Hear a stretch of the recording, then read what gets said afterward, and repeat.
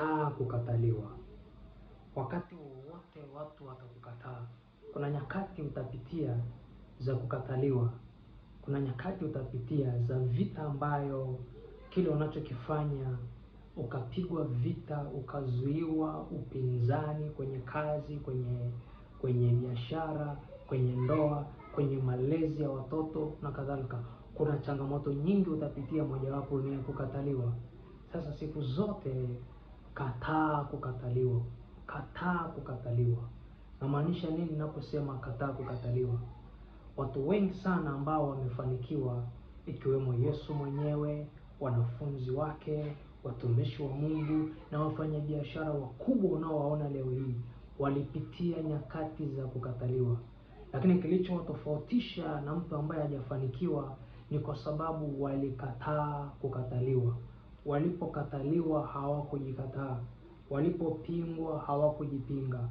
Walipoonekana hawakubaliki, waliamua kujikubali. Maana yake walikataa kujikataa.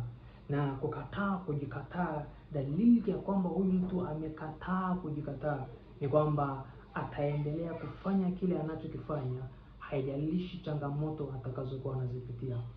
Hatavunjika moyo kufanya kile anachokifanya, hata kama anapitia ugumu wa namna gani kwenye kile anachokifanya.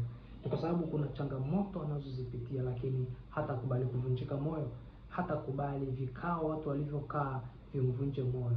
Hatakubali maneno ya watu yamvunje moyo. Ataendelea kufanya kile anachokifanya hata kama haoni matokeo sahihi. Ataendelea kufanya na kujipa moyo. Lakini mtu ambaye ameamua kujikatia tamaa, maana yake ni kwamba amekubali kukataliwa. Na mtu ambaye ameacha kufanya kile alichokuwa anafanya, ni dalili ya kwamba huyu mtu alikata tamaa na akakubali ya kwamba hawa watu wanaonipinga wako sahihi. Sasa ni vizuri ukafahamu, binadamu kazi yake ni kupinga kitu ambacho Mungu ameweka ndani yako. Atakupinga, atakupiga vita, atakuzuia, atakukwamisha kwenye kila mazingira atakayoona. Na fahamu ya kwamba upinzani mwingine utakuja kwa sababu watu wanahisi hauko sahihi. Watu wanahisi unachokifanya sio sahihi. Wao wanaona sahihi ni namna fulani, lakini wewe unaona sahihi namna fulani. Sasa ni vizuri ukafahamu ya kwamba hilo wazo limetoka kwa Mungu na Mungu ameliweka ndani ya moyo wako, na wewe ndio unayejua unachokitaka. Kwa hiyo usisikilize maneno ya watu.